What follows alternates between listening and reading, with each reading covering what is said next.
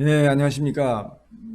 예, 지난 다른 유튜브에서도 제가 말씀을 드렸었는데, 예, 임산부라든가 수유부는 당독소 관리를 상당히 잘해야 된다라고 제가, 아, 이제 말씀을 드렸는데, 그래서 나름대로 아마 이제 좀 이해가 되기도 했을 텐데, 그래도 조금 더 이제 보완 설명이 좀 필요하지 않나 이런 생각이 들어가지고, 했습니다. 그래서 임산부나 모유 수유부 같은 경우에 어떤 음식을 먹어야 되느냐.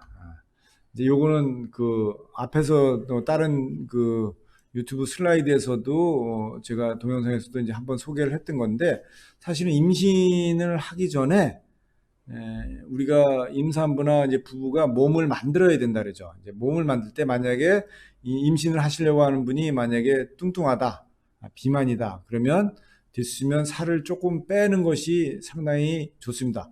이게 살을 빼는 것이 단순히 임신을 잘하기 위해서만이 아니라 실질적으로 임신을 잘하는 것과 태중의 아이를 건강하게 10달 동안 키우기 위해서도 전제 조건에서 되게 중요한 의미를 가지고 있다.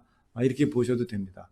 왜 그러면 이렇게 살을 빼고 이런 것이 임신 전에 우리가 몸을 만드는 것이 왜 중요하냐?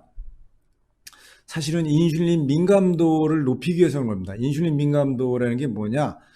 사실은 우리가 뚱뚱하거나 비만이거나 당뇨거나 나이가 들게 되면 우리가 인슐린 저항성이라고 하는 그 현상으로 다 빠지게 돼요.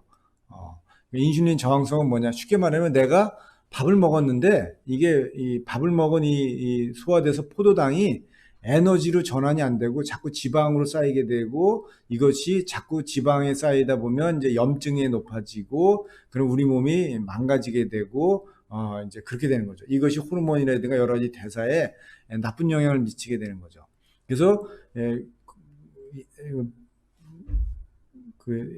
살이 안 찐 이 건강한 마른 사람에 비해서, 아주 마른 게 아니라 이제 적절하게 마른 사람에 비해서 비만인 사람이 인슐린 저항성은 무조건 높다. 이렇게 보셔도 됩니다. 그래서 인슐린 저항성을 낮추는 것은 임산부 입장에서 보면 왜 좋냐? 일단은 비만이면 생리가 사실은 좀 생리 주기라든가 이런 것들이 망가질 가능성이 높고, 또 하나는 생리통이 생길 가능성도 많이 있어요. 그 다음에 이런 것들은 이제 호르몬의 변화를 또 직접적으로 영향을 줄 수도 있기 때문에, 그래서 적절하게 체중을 임신 전에 체중 감량을 통해 가지고 만들게 되면 배란 주기도 정상으로 잘 돌아오게 되고, 그렇게 되면 임신도 훨씬 더 잘 될 수 있기 때문에 중요하다. 그래서 이게 비만이게 되면 왜 이게 문제가 되냐? 염증 수치가 많이 올라가기 때문에 그렇습니다. 염증 수치가 올라가게 되면 이런 것들이 임신했을 때의 유산이라든가 이런 것들을 확률을 더 높이게 되고, 태중의 아기가 건강하게 자라는데도 부정적인 영향을 주게 되기 때문에 이런 임신 전에 몸을 만드는 것은 상당히 중요하다.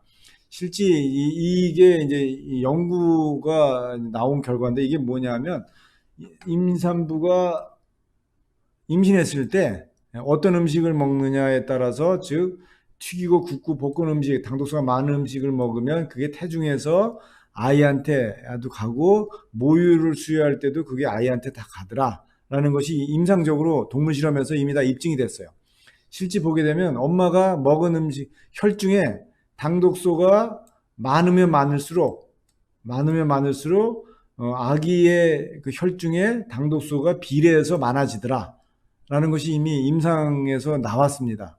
즉 뭐냐, 엄마가 어떤 음식을 먹고 엄마가 당이라든가 이런 것들을 건강하게 관리하지 못하게 되면 아기한테 당독소가 많이, 태중의 아이한테도 가고 모유 수유할 때도 그대로 가게 된다, 이렇게 보시면 되고. 근데 당독소만 가는 게 아니고요, 우리 몸에서 만들어지는 당독소 원인 물질도 높으면 높을수록 아기한테 그 원인 물질이 다 가더라, 똑같이 비례해서 증가한다는 것도 이미 잘 임상적으로 밝혀졌습니다.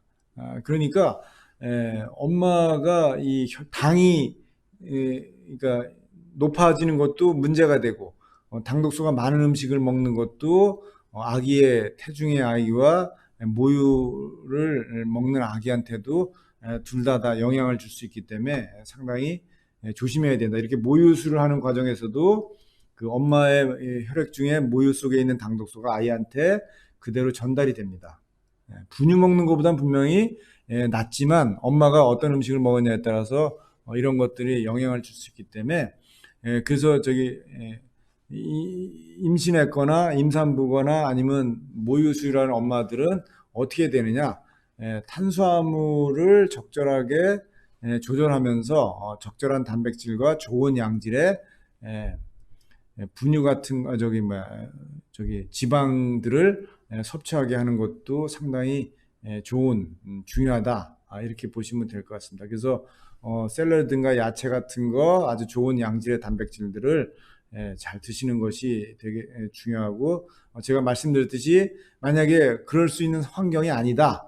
그렇게 되면 한국식품연구원에서 개발한 이런 당독소를 분해하는 세계 최초로 개발해서 일반 유산균에는 그런 효과가 없는데 이 유산균은 아주 특이적으로 당독소를 거의 완벽하게 분해하는 효과가 있습니다. 이미 임상에서도 그 결과가 입증이 됐고요. 그래서 그런 유산균들을 임신했을 때 모유 수유할 때 먹게 되면 훨씬 더 아이한테 당독소가 적게 들어가니까 아기가 건강하고 피부도 좋아지고 두뇌 발달이나 여러 가지 발달하는데도 아이를 상당히 좋게 만들 수 있고 또 하나 모유 수유할 때 엄마가 하나를 더 팁을 드리게 되면 녹황산 야채를 많이 드시는 게 되게 중요합니다.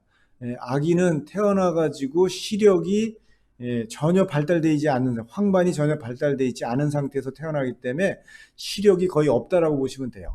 그냥 희미하고 이런 것들만 구별할 정도지 시력이 안 나오는데 그 황반의 그 루테인이나 지아잔틴 같은 거 이런 것들이 이제 시각을 발달하는데 되게 중요한 역할을 하는데 이게 태어날 때는 전혀 발달이 안 된 상태에서 모유 수유를 할 때 이거가 엄마를 통해서 이것이 이제 아이한테 공급돼야 되는데 엄마가 이런 루테인이라든가 지아잔틴 같은 거 녹황색 야채를 많이 못 드신다면 루테인이나 지아잔틴 같은 것이 들어있는 건강기능식품 같은 거를 드시면서 모유 수유를 하면 아기의 시력 발달에도 상당히 좋게 되고 이것은 시각적 기억을 활성화시키는 데도 아주 도움이 됩니다. 이러한 지식들을 알게 되면 훨씬 더 내 아이를 똑똑하고 건강한 아이로 키울 수 있지 않을까 이제 그렇게 생각합니다.